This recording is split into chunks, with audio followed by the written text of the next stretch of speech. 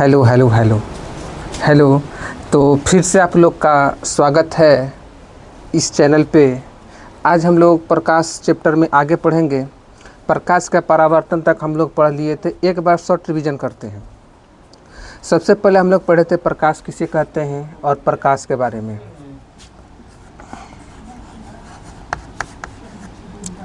तो प्रकाश के बारे में पढ़े थे हम लोग कि प्रकाश क्या है। प्रकाश के चाल रोमर ने बताया था। प्रकाश के चाल सबसे अधिक निर्वात में होता है 3 × 10⁸ मीटर प्रति सेकेंड, रोमर साहब ने बताए थे। और उसके बाद हम लोग पढ़े थे प्रदीप्त वस्तु। अप्रदीप्त वस्तु, प्रदीप्त वस्तु उसे कहते हैं जो स्वयं प्रकाश उत्सर्जित करे। इस सब पे चर्चा कर चुके थे। इसमें किसी को डाउट हो तो आप लोग ज़रूर बताइएगा। चैप्टर ख़त्म होते होते आप लोग बताइएगा।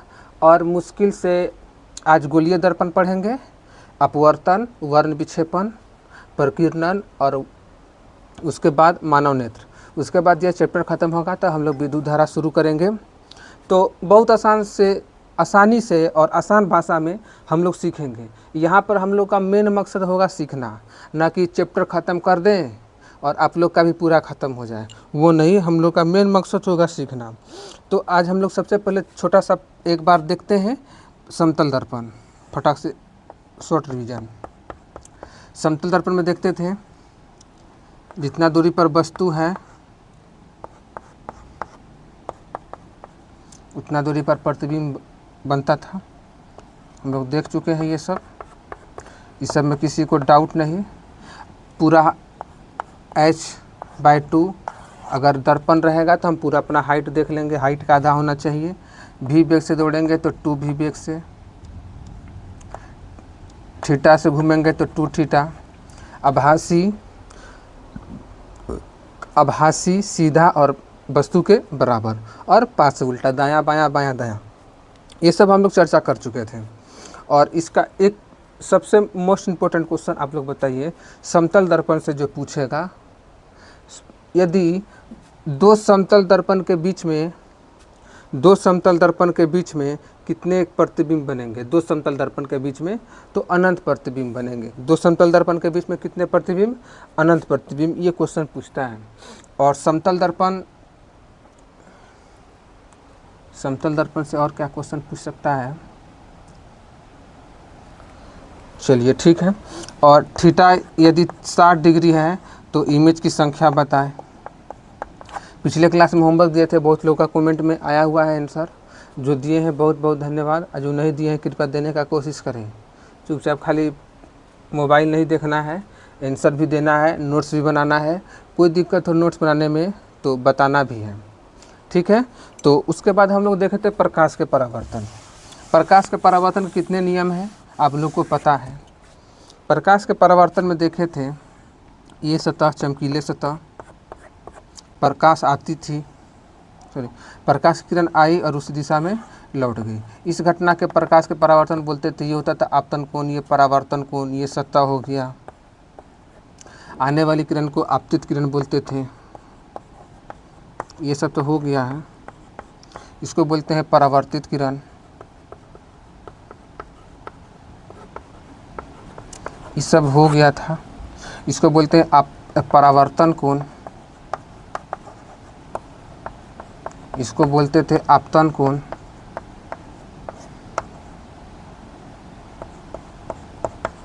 और ये दोनों आपस में बराबर होता था। पहला नियम यही था। और एक नियम था आपतित किरण परावर्तित किरण खिंचा गया अविलंब, तीनों एक ही तल में होते हैं। ये सब तो हम लोग पढ़ लिए थे। उसके बाद आज से हम लोग पढ़ेंगे प्रतिबिंब, और उसके बाद पढ़ेंगे गोलीय दर्पण। गोलीय दर्पण में अवतल दर्पण, उत्तल दर्पण, उसमें क्या क्या उसका प्रॉपर्टीज है उसके बारे में हम लोग पढ़ेंगे, ठीक है। तो सबसे पहले हम लोग पढ़ते हैं गोलीय दर्पण। गोलीय दर्पण किसे कहते हैं? इस सब पिछले क्लास में क्या क्या क्वेश्चन था पता है, याद है? हमको तो याद नहीं है, आप लोग बताइए क्या था। अच्छा थोड़ा सा देखते हैं।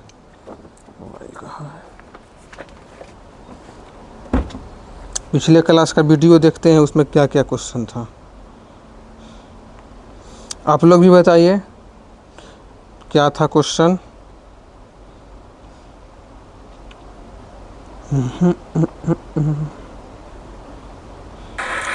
Hello hello.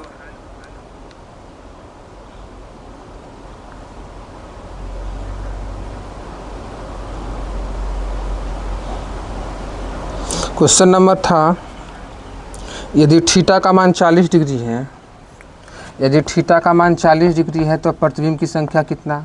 तो इसमें थीटा 360/40, ये कट गया 9 बार में, तो प्रतिबिंब की संख्या कितना 9। एक था कि मून चंद्रमा जो है किस प्रकार की वस्तु है, ये होता है अपर्दित। ये क्वेश्चन था। एक क्वेश्चन था थीटा वाला था क्वेश्चन, ऐसे करके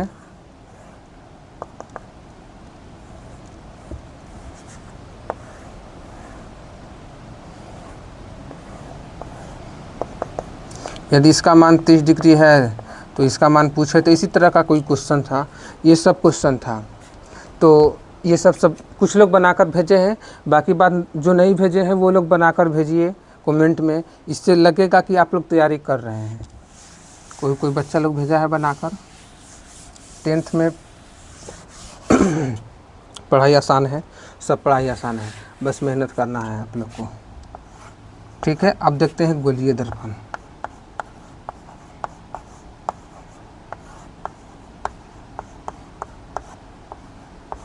जो गोल दर्पण है उसे गोलीय दर्पण कहते हैं। गोलीय दर्पण किसे कहते हैं? जिसका सतह गोल हो उसे गोलीय दर्पण कहते हैं। जिसका सतह गोल हो उसे गोलीय दर्पण कहते हैं। सीधा सीधी बात है। ये हो गया गोलीय दर्पण का केंद्र। इसको बोलते हैं, अभी नहीं बोलते हैं, बाद में बोलते हैं। इसको गोलीय दर्पण किसे कहते हैं? जो खोखला गोला का बना होता है उसे गोलीय दर्पण कहते हैं। खोखला गोला का बना रहेगा उसे क्या बोलेंगे? गोलीय दर्पण। आगे देखते हैं क्या पढ़ाना है। गोलीय दर्पण है तो अब जैसे समतल दर्पण था, सीधा है, समतल है, ये समतल दर्पण है। अगर कर्व होगा तो या तो गोलीय दर्पण होगा, या तो उत्तल दर्पण होगा, या तो अवतल दर्पण होगा। उसका जो है दर्पण कर्व होना चाहिए। कैसा होगा? कर्व। जैसे कि यहाँ से हम दो भाग में बांट दिए इसको, एक भाग ये होगा, एक भाग ये होगा। एक भाग में हम इधर यहाँ से उठाकर इसको इधर हम रखते हैं, ठीक है, इधर रखते हैं। ये रख दिए एक भाग इधर हम पेंट कर दिए। एक भाग ये वाला हो गया, इसको इधर लाकर हम इधर अंदर पेंट कर देंगे। पहचानने का नियम बहुत आसान बताएंगे। अब देखते हैं, ये पेंट कर दिए हैं, ये अगर पेंट हुआ है तो इस पे परावर्तन होगा कि जो पेंट नहीं हुआ उस पे परावर्तन होगा? बताइए फटाक से। जिस पे पेंट किए हैं वो उस पे परावर्तन होगा कि जो पेंट नहीं किए हैं उस पे परावर्तन होगा? तो अगर परावर्तन कब होता है, जैसे ये समतल दर्पण है तो यहाँ पर ना प्रतिबिंब दिखता है कि यहाँ पे दिखता है, यहाँ पे प्रतिबिंब नहीं दिखता है, प्रतिबिंब आगे बनता है यहाँ पे, ठीक है। ये तो आभासी प्रतिबिंब देखते हैं कि प्रतिबिंब की दूरी, वो सब अलग चीज़ है। पर जिधर हम लोग कलई करते हैं, जिधर हम लोग पेंट करते हैं, उधर जो है प्रतिबिंब नहीं बनता है। प्रतिबिंब बनता है किधर? जिधर पेंट नहीं होता है, मतलब जिधर परावर्तन होता है। तो ये इधर का जो है पेंट कर दिए तो बचा ये सतह। ये सतह धंसा हुआ है ना। तो जिसका सतह धंसा हुआ है, जिसका परावर्तक सतह धंसा हुआ है, उसी को बोलते हैं अवतल दर्पण।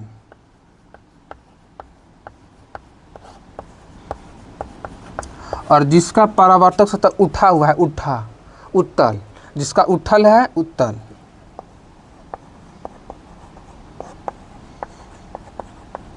क्वेश्चन है, अवतल दर्पण किसे कहते हैं? अवतल दर्पण किसे कहते हैं? बताइए, फटाक से बताइए। अवतल दर्पण किसे कहते हैं? अवतल दर्पण बोलिए। जिसका परावर्तक सतह धंसा हुआ हो उसे अवतल दर्पण कहते हैं। सीधा क्वेश्चन है। जिसका परावर्तक सतह धंसा हुआ है, जैसे कि हम, चलिए एक छोटा सा लेते हैं। यहाँ से जैसे यहाँ पर टॉर्च मारेंगे, यहाँ पे इसे करके, तो यहाँ पे परावर्तन होकर प्रकाश लौटेगा। यहाँ से परावर्तन होगा, प्रकाश लौटेगा। यहाँ पर बारेंगे टॉर्च तो यहाँ से होगा, इधर से जलाएंगे टॉर्च तो नहीं होगा, इधर से भी जलाएंगे तो टॉर्च नहीं होगा, क्योंकि इसका परावर्तक सतह जो है धंसा हुआ है। तो जो धंसा हुआ भाग है वही उसी पर परावर्तन होगा, और इसका परावर्तक सतह उठा हुआ है तो इधर से मारेंगे तो इधर आएगा। ठीक है, तो वैसा दर्पण जिसका परावर्तक सतह धंसा हुआ हो उसे बोलते हैं अवतल दर्पण, और जिसका परावर्तक सतह उठा हुआ है मतलब उभरा हुआ है उसको बोलते हैं उत्तल दर्पण। क्लियर है? यहाँ से यहाँ तक क्या है, इसको बोलते हैं त्रिज्या। ये त्रिज्या ही होता है ना। गोलीय दर्पण के केंद्र को वक्ता केंद्र कहते हैं, यही तो केंद्र है ना। गोलीय दर्पण के केंद्र को क्या बोलते हैं? वक्ता केंद्र। इसको बोलते हैं सी, सेंटर ऑफ कर्वेचर। इसको क्या बोलते हैं? सी, सेंटर ऑफ कर्वेचर। दर्पण ये हो गया ए और बी, समझते जाना है। यहाँ से इसको मिटा देते हैं। ठीक है,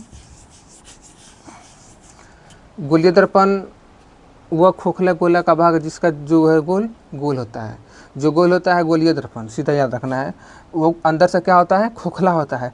खोखला हुआ तब तो दो निकाल लिए, फोड़ के काट के जैसे भी निकालें। तो यहाँ से यहाँ तक को बोलते हैं वक्रता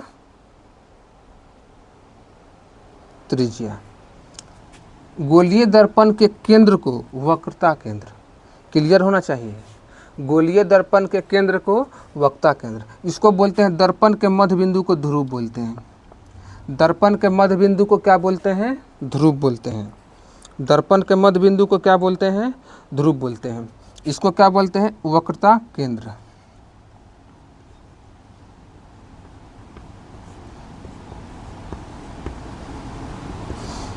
ये दूरी जो है वक्ता केंद्र और ध्रुव के मध्य के दूरी को वक्रता त्रिज्या कहते हैं।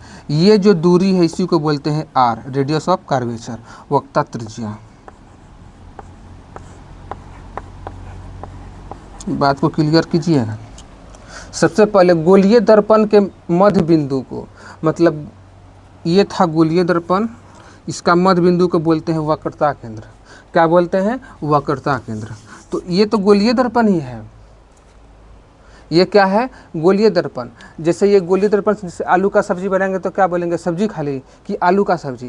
किसी चीज़ से सब्जी बनाएंगे तो उसका नाम रखते हैं ना। जैसे रसगुल्ला को रस में डुबाए तब रसगुल्ला बोलते हैं, पहले रसगुल्ला नहीं बोलते हैं। रस में डूबेगा तब रसगुल्ला, मतलब रस के साथ है। उसी तरह ये गोलीय दर्पण है। गोलीय दर्पण से निकला भी है तो फिर भी क्या कहलाएगा? ये गोलीय दर्पण का प्रकार है। कौन? अवतल दर्पण, उत्तल दर्पण, गोलीय दर्पण का प्रकार है। क्लियर है ना। तो गोलीय दर्पण के मध्य बिंदु को क्या बोलते हैं? वक्रता केंद्र। क्वेश्चन पूछेगा ऑब्जेक्टिव में भी कि गोलीय दर्पण के मध्य बिंदु को, मध्य को क्या बोलते हैं? वक्रता केंद्र। दर्पण के मध्य, ये दर्पण है पूरा, ये दर्पण के मध्य, कोई भी दर्पण है उसके मध्य बिंदु को क्या बोलते हैं? ध्रुव बोलते हैं। मध्य बिंदु को क्या बोलते हैं? ध्रुव। ये हो गया ध्रुव, जिसको बोलते हैं पोल। ध्रुव हो गया। तो पहला क्वेश्चन है, दर्पण के मध्य बिंदु को ध्रुव कहते हैं। क्लियर है। ध्रुव को P से सूचित किया जाता है। आराम आराम से देखिए, समझ के। A और B दर्पण है। दर्पण के मध्य बिंदु को ध्रुव कहते हैं। गोलीय दर्पण के मध्य बिंदु को वक्रता केंद्र कहते हैं। गोलीय दर्पण के मध्य बिंदु को क्या बोलते हैं? वक्रता केंद्र। ध्रुव और वक्ता केंद्र के बीच की दूरी को वक्ता त्रिज्या कहते हैं। क्या बोलते हैं? वक्रता त्रिज्या, रेडियस ऑफ कर्वेचर। इसको बोलते हैं वक्ता केंद्र, सेंटर ऑफ कर्वेचर। तो उतना इंग्लिश में तो सब कोई तेज है, इसके कोई युद्ध नहीं है। आते हैं इधर फिर से। दर्पण के मध्य बिंदु को ध्रुव कहते हैं। एक बार खुद से बोलिए, दर्पण के मध्य बिंदु को क्या बोलते हैं? दर्पण के मध्य बिंदु को क्या बोलते हैं? ध्रुव। ध्रुव बोलते हैं या पोल बोलते हैं? ध्रुव और वक्ता केंद्र के बीच की दूरी को वक्ता त्रिज्या, वक्ता त्रिज्या को किससे सूचित करते हैं, आर से, और वक्ता केंद्र को सी से, ठीक है, पोल को पी से। अब एक चीज़ है प्रधान अक्ष, प्रिंसिपल एक्सिस। प्रिंसिपल एक्सिस किसे कहते हैं, इधर देखते हैं, इसको उत्तल दर्पण कभी मिटाते हैं, ठीक ना। एक बात समझ लेते हैं अच्छा से, जैसे ये दर्पण है ए बी, ये जो काल्पनिक है, ये रेखा जो, ये हो गया पी, ये हो गया सी, वक्ता केंद्र, वो क्या बोल सकते हैं, इसको बोलते हैं प्रधान अक्ष। क्या बोलते हैं, प्रधान अक्ष। प्रधान अक्ष किसे कहते हैं,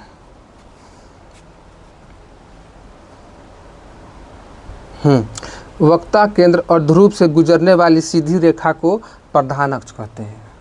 वक्रता केंद्र और ध्रुव से गुजरने वाली सीधी रेखा को क्या बोलते हैं, प्रधान अक्ष। क्लियर है। प्रधान अक्ष किसे कहते हैं, ये हो गया प्रधान अक्ष, जो सीधी रेखा है, एक सीधी रेखा है, मान लेते हैं, क्या मान लेते हैं, ठीक है, छोटा सा क्वेश्चन ले लेते हैं। जैसे हम यहाँ से यहाँ तक चले, सीधा आ गए, किसको किसको टच किए हैं, सी को और पी को। हम सी को पैर से दबाए, आगे चल के पी को पैर से दबाए, क्योंकि दोनों एक सीधी रेखा में है। इसी को क्या बोलते हैं, प्रधान अक्ष। वह सीधी रेखा जो वक्रता त्रिज्या वक्रता केंद्र और ध्रुव के बीच मतलब क्या बोल सकते हैं, होकर गुजरती है। वह सीधी रेखा जो वक्रता केंद्र और ध्रुव से होकर गुजरती है, उसे प्रधान अक्ष कहते हैं। जो सीधी रेखा वक्ता केंद्र और ध्रुव से होकर गुजरती है, उसे प्रधान अक्ष कहते हैं। क्लियर है ना, कि दिक्कत है, एक बार फिर से बता देते हैं। वह सीधी रेखा जो, इसको क्या बोलते हैं, वक्ता केंद्र और ध्रुव से होकर गुजरती है, उसे प्रधान अक्ष कहते हैं। क्वेश्चन पूछेगा प्रधान अक्ष को परिभाषित करें, तो हम बोलेंगे वह सीधी रेखा जो वक्ता केंद्र और ध्रुव से होकर गुजरती है, उसे प्रधान अक्ष कहते हैं। सीधा बोल देना है, ठीक। तो प्रधान अक्ष किसके किसके बीच होकर गुजरता है, तो बोलेंगे सी और पी, वक्ता केंद्र और ध्रुव के बीचों बीच, ठीक है। एक बार यहाँ आते हैं, ये हो गया अवतल दर्पण। अवतल दर्पण किसे कहते हैं, जिसका परावर्तक सतह धंसल है, धंसेगा तो अवतल, उठल रहेगा तो उत्तल। उठा रहेगा, जिसका परावर्तक सतह उठा रहेगा, यहाँ उठा है तो उत्तल, और धंसा है तो अवतल। क्लियर है। अब यहाँ पर हम लोग आ रहे थे, सबसे पहले ध्रुव, दर्पण के मध्य बिंदु को ध्रुव कहते हैं। गोलीय दर्पण का मध्य बिंदु को वक्ता केंद्र कहते हैं। वक्ता केंद्र और ध्रुव के बीच की दूरी को क्या बोलते हैं, वक्ता त्रिज्या। उसके बाद है, जब प्रकाश की किरण अनंत से आती है, अब परावर्तन के बाद जहाँ से गुजरती है, उसी को बोलते हैं फोकस, या फोकस बोलते हैं। जैसे कि एक छोटा सा, जैसे यहाँ से हम ले लिए प्रधान अक्ष के समांतर, वो ऐसे करके आ गए, फिर ले लिए ऐसे करके, फिर ऐसे करके आ गए। जहाँ से बार बार परावर्तन के बाद जहाँ से मिलती है, जहाँ से गुजरती है, उसी को बोलते हैं फोकस। उसी को क्या बोलते हैं, फोकस। तो हम बोलते हैं कि फोकस दूरी किसे कहते हैं, तो हम लोग कहते हैं कि वक्ता त्रिज्या की आधी दूरी को, मतलब F बराबर R/2, कहते हैं वक्ता त्रिज्या की आधी दूरी को, वक्ता त्रिज्या की आधी दूरी को फोकस दूरी कहते हैं। यही तो रिलेशन है, ये रिलेशन याद रखना है कि फोकस किसे कहते हैं, वक्ता त्रिज्या की आधी दूरी को फोकस दूरी कहते हैं। मतलब क्या कि वक्ता त्रिज्या जितना है उसको आधा करेंगे तो क्या निकलेगा, फोकस दूरी। और जहाँ से हम बोलेंगे फोकस किसे कहते हैं, तो हम सीधा बोलेंगे जब प्रकाश की किरण प्रधान अक्ष के समांतर आती है और जहाँ से गुजरती है परावर्तन के बाद, उसी को फोकस कहते हैं। क्या बोलते हैं? फोकस। फिर से समझते हैं, फोकस दूरी अलग है और फोकस अलग है। फोकस दूरी किसे कहते हैं? वक्रता त्रिज्या की आधी दूरी को फोकस दूरी कहते हैं। वक्रता त्रिज्या की आधी दूरी को फोकस दूरी कहते हैं। पर फोकस कहते हैं जब प्रकाश की किरण मुख्य अक्ष के समांतर, ये मुख्य अक्ष हो गया या प्रधान अक्ष, इसके समांतर जो आए और फिर वहाँ से इसे करके आ गया, इसको बोलते हैं फोकस। सीधा बोलेंगे, सीधा सीधी, हमको फोकस नहीं पता है, बोलेंगे जब प्रकाश की किरण परावर्तन होकर जहाँ से गुजरती है उसी को फोकस बोलते हैं। जहाँ से गुजरे परावर्तन के बाद पर प्रधान अक्ष के समांतर से, मुख्य अक्ष के समांतर। अगर मुख्य अक्ष के समांतर आएगा लाइन, क्लियर करते हैं फिर से। फोकस और फोकस दूरी एक बार देखिए। ये हो गया हम लोग का अवतल दर्पण,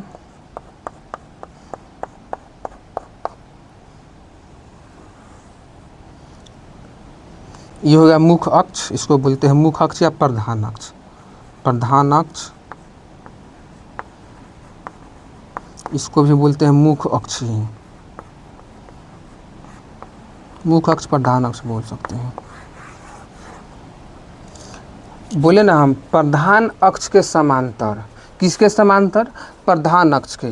तो ये है लाइन, इसके समांतर मतलब या तो नीचे समांतर होगा, या तो ये वाला लाइन होगा समांतर, या तो ये वाला लाइन होगा। और ये दर्पण है तो परावर्तन होगा, बस ऐसे करके इधर से लौटेगा, यहाँ से ऐसे लौटेगा। तो यही जो लौटता है उसी को क्या बोलते हैं? फोकस। उसी को क्या बोलते हैं? फोकस। समझ में आ गया? और ये जो मिला जुला कर बात वहीं पर आ जाता है, फोकस दूरी और फोकस थोड़ा सा अंतर है। फोकस दूरी पूछेगा तो हम बोलेंगे वक्रता त्रिज्या की आधी दूरी को फोकस दूरी कहते हैं। और फोकस पूछेगा तो हम ये बताएंगे जब प्रकाश किरण प्रधान अक्ष के समांतर आती है और परावर्तन के बाद जहाँ से लौटती है उस बिंदु को फोकस कहते हैं। आलू और आलू की सब्जी में थोड़ा सा अंतर है। आलू सीज गया तो आलू का सब्जी, आलू कच्चा है तो आलू है।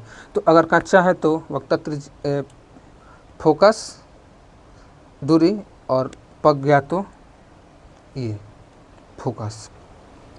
जैसे हम है यहाँ पे सीधा सीधी, हम ये यहाँ पर जो है जो भी है वो हो गया मुख्य अक्ष। हम ऐसे गए और टकरा के जहाँ से लौट गए, जो बिंदु से लौटे उसी को बोलते हैं फोकस। ऐसा ही है कि जब प्रकाश के परावर्तन के बाद, जैसे हम लोग परावर्तन पढ़ते हैं, अगर हम बोर्ड को ऐसे कर देते हैं, जिससे हम क्या करते हैं, दर्पण इसको हम ऐसे बनाते हैं थोड़ा, ये होगा मुख्य अक्ष। जैसे यहाँ से प्रकाश आया, ऐसे गया, परावर्तन का नियम पता है ना, फिर यहाँ से प्रकाश आया, ऐसे गया, तो जहाँ से गुजर रहा है उसी को बोलते हैं फोकस। ठीक है? और वक्रता त्रिज्या की आधी दूरी को फोकस दूरी कहते हैं। तो किसी को दिक्कत नहीं है तो एक बार और समझा देते हैं, अगर दिक्कत है तो ठीक है, नहीं तो एक बार समझो। एक होता है द्वारक, द्वारक तो भूल ही गए थे। द्वारक जितना बड़ा दर्पण है, यहाँ से यहाँ तक ए और बी के क्या बोलते हैं? द्वारक। दर्पण के कुल दूरी को क्या बोलते हैं? द्वारक बोल सकते हैं। जहाँ हम खड़ा होकर अपना मुंह देख ले, जहाँ तक देख ले दर्पण में, उसी को बोलते हैं द्वारक। तो हम यहाँ से यहाँ तक ही मुंह देख सकते हैं, तो ए और बी को क्या बोलते हैं? द्वारक। क्लियर है? नहीं है? ठीक है। दर्पण के मध्य बिंदु को ध्रुव कहते हैं। गोलीय दर्पण के मध्य बिंदु को वक्रता केंद्र कहते हैं। ठीक है? ध्रुव और वक्रता केंद्र के बीच की दूरी को वक्रता त्रिज्या कहते हैं। वक्रता त्रिज्या की आधी दूरी को फोकस कहते हैं। जब प्रकाश की किरण मुख्य अक्ष से समांतर आती है, परावर्तन का जहाँ से मुड़ती है उसी को क्या बोलते हैं? फोकस बोलते हैं। फोकस। कैमरामैन फोकस करो, वही वाला फोकस है ये। फोकस का मतलब उसी को दिखाओ और किसी को नहीं। फोकस होता है ना, मतलब सिर्फ उसी को दिखना चाहिए। मतलब ये कहता है ना कि ओकरा उस पर मेरा फोकस है, मतलब उसी को वो देखता है हमेशा।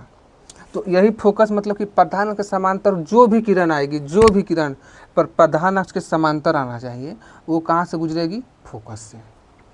क्लियर है? जिसको छापना है थोड़ा कम छाप फटाक जल्दी से। 1 2, ठीक है, बहुत अच्छा।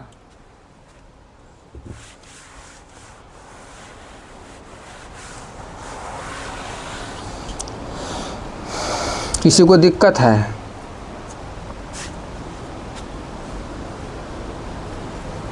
वक्ता तेंद्र। अब उसके बाद क्वेश्चन है, ए बराबर 10 सेंटीमीटर तो आर बराबर वाट। एफ बराबर क्या फार्मूला है? R/2।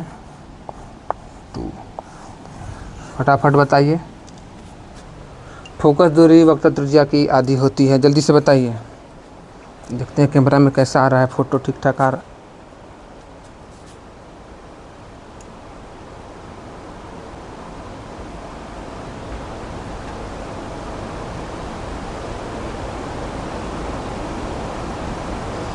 क्लियर आ रहा है ना?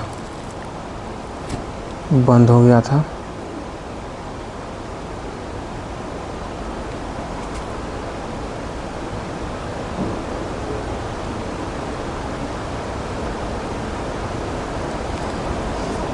सब कुछ क्लियर है? ठीक है, देखते हैं क्या आएगा इसका आंसर। F बराबर R/2। तो क्या आएगा इसका आंसर? F कितना है? 10, R निकालना है 2, R बराबर 20 सेंटीमीटर आंसर। ठीक है, एक और।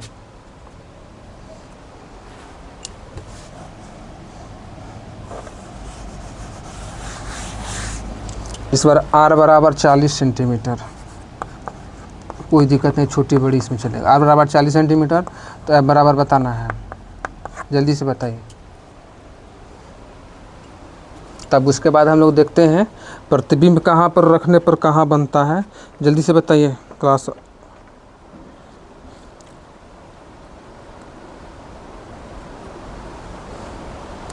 फटाफट बताते जाइए, तब तक देखते हैं 2 क्वेश्चन निकालते हैं प्रीवियस ईयर का।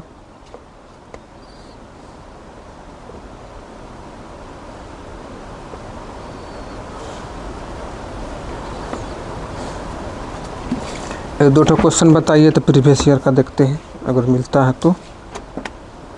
प्रीवियस ईयर करना ज़रूरी है क्योंकि हम पीपीटी में दिखा नहीं सकते हैं, डिजिटल बोर्ड नहीं है, इसीलिए बुक से देखना पड़ेगा हमको। उसका भी व्यवस्था होगा लेकिन थोड़ा टाइम लगेगा उसमें भी। चलिए 2 क्वेश्चन बताइए फटाफट। समतल दर्पण में कैसा प्रतिबिंब बनता है?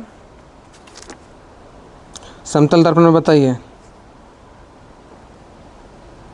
काल्पनिक और सीधा, काल्पनिक सीधा, वस्तु के बराबर और पार्श्व उल्टा। उसके परावर्तन के कितने नियम हैं? 2 नियम। सब इजी सब क्वेश्चन है, आप लोग बनाइएगा, सब बन जाएगा। और 2 क्वेश्चन बताइए फटाफट। यदि आपतन कोण 30 डिग्री है तो परावर्तन कोण कितना होगा?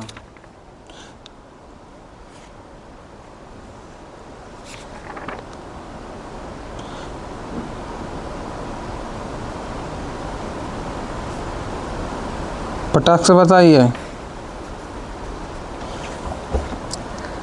यदि आपतन कोण 30 डिग्री तो परावर्तन कोण कितना होगा?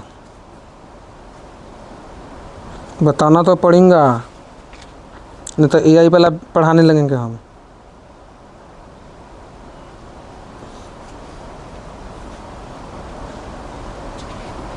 बताइए ना, हो जल्दी से। देख रहे हैं क्वेश्चन इकट्ठा मिल जाए अच्छा जैसा।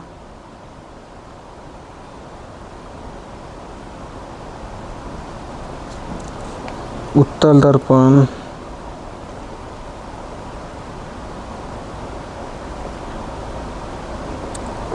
जल्दी जल्दी बताइए।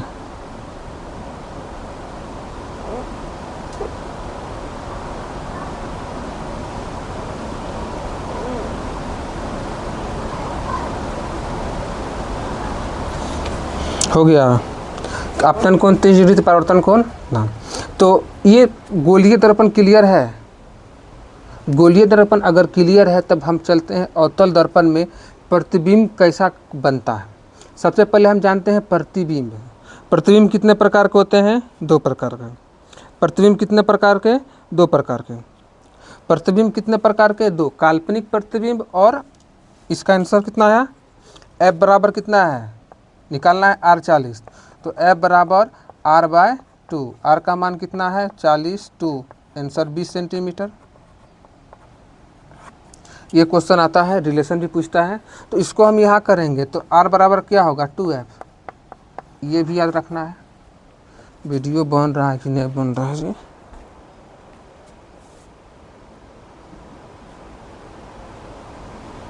तो एक अवतल दर्पण है। अवतल दर्पण में हम लोग देख रहे थे प्रतिबिंब कैसा बनता है। प्रतिबिंब के बारे में अवतल दर्पण में देखते हैं। सबसे पहले ये हो गया प्रधान अक्ष, इसको क्या बोलते हैं? प्रधान अक्ष या मुख्य अक्ष, ठीक है। ये हो गया अनंत, बहुत इजी में, बहुत आसान भाषा में। ये क्या हो गया? अनंत। यहाँ पर क्या था बताए थे? सी था ना, और यहाँ पर क्या था? F, और ये क्या हो गया? P। सबसे पहले इस प्रकार ड्रॉ कर लेंगे। इस प्रकार ड्रॉ कर लिए, तो इस प्रकार ड्रॉ कर लेते हैं। तो मेरे पास कितना चीज़ आया? एक आया अनंत, इसको ऊपर ही लिखते हैं दोनों को, तब सीधा हम दिखेगा CF।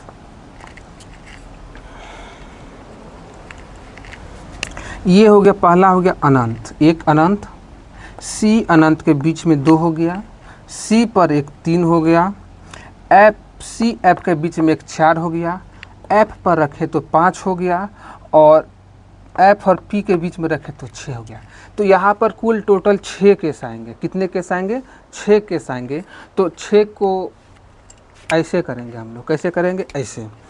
सबसे पहले हम रखते हैं प्रतिबिंब को, कहाँ रख दिए हम? अनंत पे। पहला प्रतिबिंब कहाँ रखे हैं? अनंत पे। ये रखे 1 नंबर। तो जैसे अनंत पर रखेंगे, यहाँ शुरू पकड़ेंगे, यहाँ पर पकड़ेंगे। जैसे अनंत पर रखेंगे तैसे फोकस पे बनेगा। अनंत पर रखे तो फोकस पे, एक इधर ढकेलेंगे, एक इधर खींचेंगे। तो कहने का मेरा अर्थ है, एक उधर ढकेलते हैं, मतलब कि अनंत और C के बीच मिलाते हैं। अनंत और C के बीच में कौन नंबर आ गया? 2 नंबर। 2 नंबर आ गया, तो C और F के बीच में आ जाएगा 2 नंबर। ये हो गया, क्लियर है।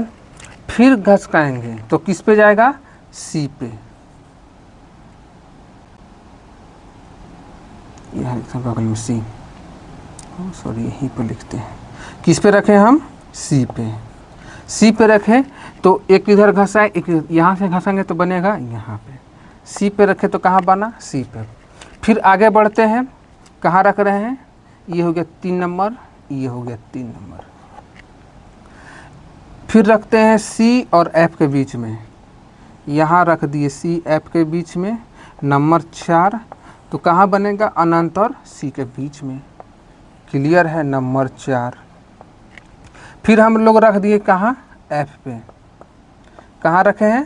F पे, नंबर 5। तो कहाँ बने? अनंत पे, नंबर 5। क्लियर है। उसके बाद हम लोग रख दिए कहाँ पे? P और F के बीच में, यहाँ पे रख दिए नंबर 6। तो कहाँ बन गया? बाहर में, नंबर 6, दर्पण के पीछे। तो ये है अवतल दर्पण में कहाँ पर प्रतिबिंब रखेंगे तो कहाँ बनेगा। बहुत ही सरल है, बहुत ही आसान है, इतना बहुत आसान है। तो सबसे पहले हम कहाँ रखें? अनंत पे रखें, 1 नंबर। तो कहाँ बना? फोकस पे, 1 नंबर। ठीक है।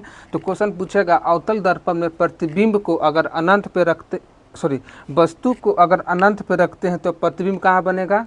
तो बोलेंगे फोकस पे बनेगा। अब कैसा होगा? 1 मिनट रुक जाइए। उसके बाद फिर क्वेश्चन पूछेगा, हम दर्पण क्या बोलते, अब वस्तु को हम रख दिए हैं वक्ता त्रिज्या पे, वक्ता केंद्र पे, सी पे रखेंगे, सी पे, तो प्रतिबिंब कहाँ बनेगा? तो 3 नंबर देखते हैं, यहाँ है तो 3 नंबर वहाँ, तो सी पे रखेंगे तो सी पर ही बन जाएगा। अगर 10 टका मेरे पास है, आपको 10 टका दी, मेरे पास, आपके पास भी 10 टका, मेरे पास 10 टका, तो क्या हो जाएगा? बराबर। तो जहाँ सी पर रखें तो प्रतिबिंब क्या बनता है? बराबर बनता है। क्या बनता है? बराबर। ठीक है, ठीक है। तो अनंत पे रखेंगे तो कहाँ बनेगा? फोकस पे, 1 नंबर। अनंत और सी के बीच में रखेंगे तो कहाँ बनेगा? अनंत और सी के बीच में रखेंगे तो कहाँ बनेगा? सी और एफ के बीच में। सी पर रखेंगे तो कहाँ बनेगा?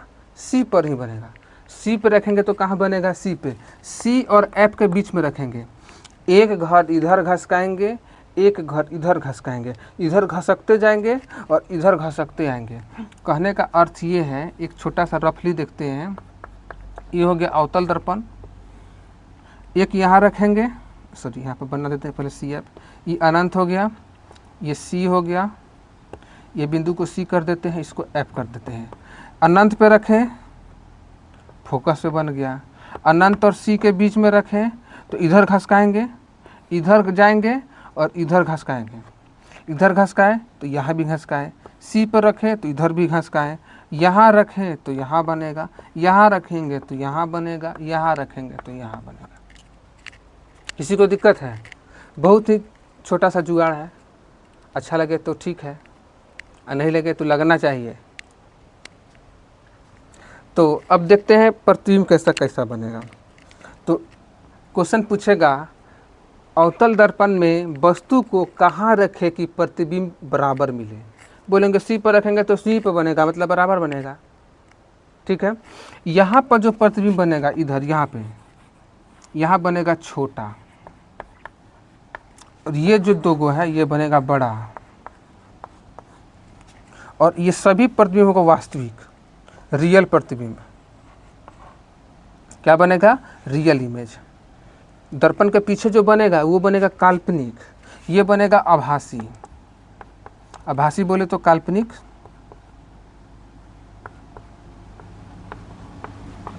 आभासी बोले तो काल्पनिक। ठीक है। तो दर्पण के जो पीछे प्रतिबिंब बनेगा वो बनेगा काल्पनिक। बाकी बात जो यहाँ बनेगा, सबसे पहले ये दो गो, यहाँ दो गो जो बनेगा छोटा, ये बाहर में जो दो गो बनेगा बड़ा, और जो बीच में है वो बनेगा बराबर। मतलब बराबर में कौन है? सी। तो एक बार इसको अच्छे से अपने कॉपी में उतारिए और बनाइए, देखिए। समझ में नहीं आएगा तब जरूर बताइएगा, हम फिर से इसको बताएंगे। लेकिन फिर से एक बार हम बताते हैं, एक बार और, मेरा मन अभी नहीं भरा है बताने से, एक बार हम फिर से बताते हैं। नहीं समझ में आया तो कोई दिक्कत नहीं है, कौन जो एक ही बार में समझ में आएगा, नहीं आया तो नहीं आया, लेकिन कोशिश करेंगे समझने का। ये हो गया हम लोग का दर्पण, अवतल दर्पण हो गया। ये हो गया प्रधान अक्ष, बोलेंगे। ये हो गया ध्रुव, ये ए और बी हो गया दर्पण। यहाँ से दर्पण के पूरे दूरी को, यहाँ से यहाँ तक जहाँ मुँह देखे उसको बोलते हैं द्वारक। इसको बोल देते हैं हम लोग वक्ता त्रिज्या। पी और एफ के बीच की दूरी को वक्ता त्रिज्या, वक्ता मतलब पी और सी के बीच की दूरी को वक्ता त्रिज्या, मतलब वक्रता केंद्र और ध्रुव के बीच की दूरी को वक्ता त्रिज्या बोलते हैं, और वक्ता त्रिज्या को आधी दूरी को फोकस बोलते हैं। क्लियर है? फोकस बोलते हैं। उसके बाद ये हो गया अनंत। एक एक करके हम देखते हैं, 1 2 3 4, 1 2 3 4 बोला है, लेना पड़ेगा। ठीक है। सबसे पहले हम रखते हैं कहाँ पे? अनंत पे। अनंत पे रखेंगे तो आप लोग बताइए कहाँ बनेगा? फोकस पे। सेम कलर का ले लेते हैं। तो 1 नंबर अनंत पे रखे तो फोकस पे बना। कोई कान पकड़ के क्वेश्चन पूछेगा, बताइए तो, साइंस पढ़ते हैं, अवतल दर्पण के बारे में पता है तो बोलिएगा यस।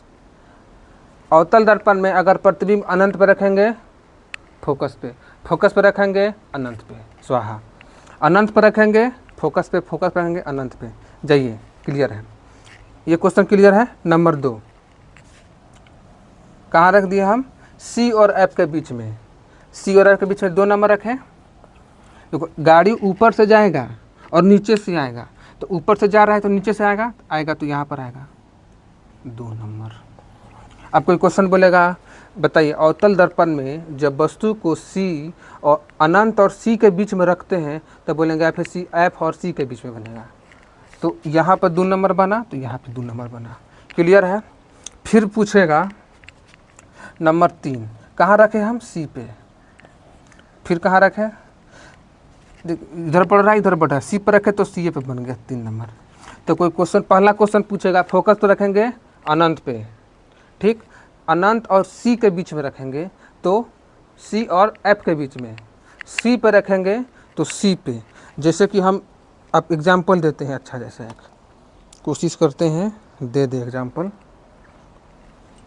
ई 2 से देते हैं, हो जाएगा। ये 2 से देते हैं, ठीक है। ये मेरा दोनों एक ही है, सेम है, समझ लेते हैं कि दोनों सेम है, ठीक ना। आंख बंद किए, हम वस्तु को रख दिए फोकस पे, प्रतिबिंब बन गया, सॉरी वस्तु को रखे अनंत पे, प्रतिबिंब बन गया फोकस पे, ठीक। इधर घसकाएं, इधर घसकाएं, इधर घसकाएं, इधर घसकाएं, इधर घसकाएं, इधर घसकाएं, इधर घसकाएं, इधर घसकाएं। क्लियर है। फिर से देखते हैं, वस्तु को हम कहाँ रख दिए, अनंत पे, तो प्रतिबिंब कहाँ बन गया, फोकस पे। एक घर घसकाएं इधर, मतलब अनंत और सी के बीच में ले गए, तो फिर बस प्रतिबिंब कहाँ बनेगा, एक घर घसकाएंगे तो सी और एफ के बीच में। फिर वस्तु को ले गए सी पर, प्रतिबिंब यहाँ पे, देखते जाओ कहाँ कहाँ बन रहा है। एफ पे रखेंगे यहाँ पे रखेंगे यहाँ पे। क्लियर है कि नहीं है। फिर से देखो, छोटा सा देखते हैं, तुम लोग को दिखाई भी देगा। चौक लेते हैं, एक ही कलर का चौक लेते हैं तो अब ज़्यादा समझ में आएगा, बिना समझाने छोड़ने वाला कहाँ है। दोनों है ना, क्लियर है ना। इधर देखो, वस्तु को रख दिए हम अनंत पे, तो प्रतिबिंब कहाँ बन रहा है, देखो तुम ही लोग, ठीक ठीक ठीक है। क्लियर है, क्लियर है। तो जब वस्तु को अनंत पर रखेंगे तो प्रतिबिंब कहाँ बनेगा, फोकस पे। अनंत और सी के बीच में तो फोकस और सी के बीच में, सी पर रखेंगे तो सी पे, सी और एफ के बीच में रखेंगे तो अनंत और सी के बीच में, फोकस पर रखेंगे तो अनंत पे। जैसे यहाँ पर रखेंगे प्रतिबिंब एफ और पी के बीच में, तो प्रतिबिंब कहाँ बनेगा, दर्पण के पीछे। क्लियर है, क्लियर है नू है तो छापा। फिर यहाँ पर रखते हैं कहाँ पे, सी और एफ के बीच में, तो कहाँ बनेगा, यहाँ बनेगा। ये 4 number, 4 number, 5 number, 5 number, 6 number, 6 number.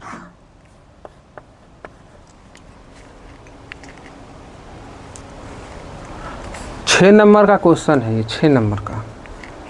एक एक नंबर में पूछता है, लेकिन 6 क्वेश्चन यहाँ से निकल जाएगा। अब ये दोनों हो गया बड़ा, ये हो गया बराबर, ये हो गया बड़ा, ये बनेगा काल्पनिक, सीधा, क्या बनेगा ये, सीधा। उसके बाद ये बनेगा सीधा, इधर बनेगा यहाँ पे छोटा, ये पूरे बनेगा वास्तविक, मतलब रियल इमेज बनेगा। ये बनेगा काल्पनिक, काल्पनिक बड़ा होता है पता है, ठीक है।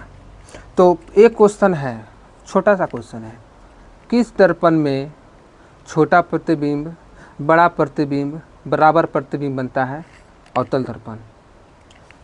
बड़ा भी है, बराबर भी है, छोटा भी है, काल्पनिक भी है, वास्तविक भी है, तो सब में क्या होगा, अवतल दर्पण। एक बार आप जल्दी से इसको देख लीजिए।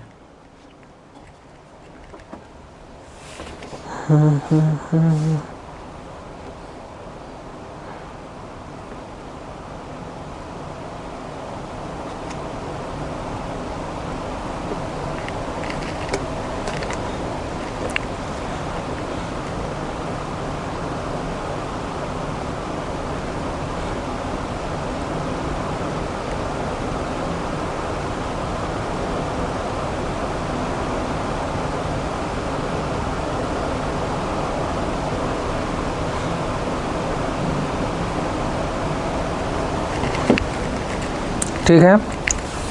और एक है उत्तल दर्पण, इसमें तो किसी भी स्थान के लिए बनता है काल्पनिक,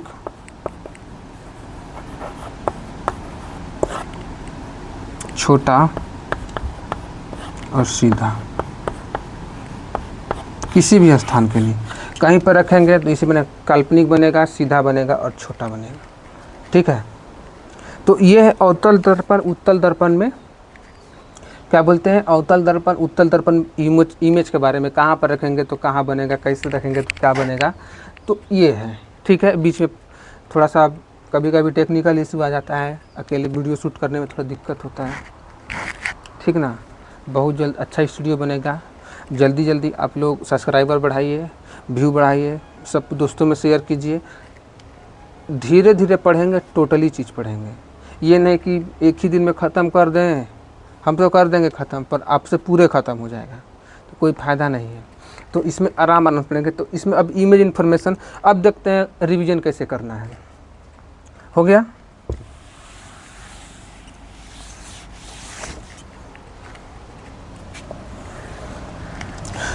सॉरी ये नहीं बनाना, इसको हम बना दिए कौन सा दर्पण, अवतल दर्पण, जिसका बाहरी परावर्तक सतह धंसा हुआ है। जैसे घर में बैठे हैं, मन नहीं लग रहा है, बोलेंगे ये अनंत हो गया सर, ये हो गया सी, ये हो गया एफ, ये हो गया पी, ये हो गया ए, हो गया बी। ठीक है, मन नहीं लग रहा है, अनंत पर रख दिए, फोकस पे बनेगा। यहाँ पे रख दिए, थोड़ा सा कलर चेंज करते हैं बोर्ड का,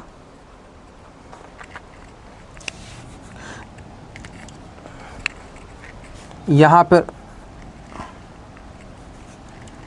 यहाँ बना था, यहाँ पे रखे यहाँ बना, सी पे रखे सी ए पे बन गया, सी एफ के बीच में रखे यहाँ बना, एफ पे रखे अनंत पे बना।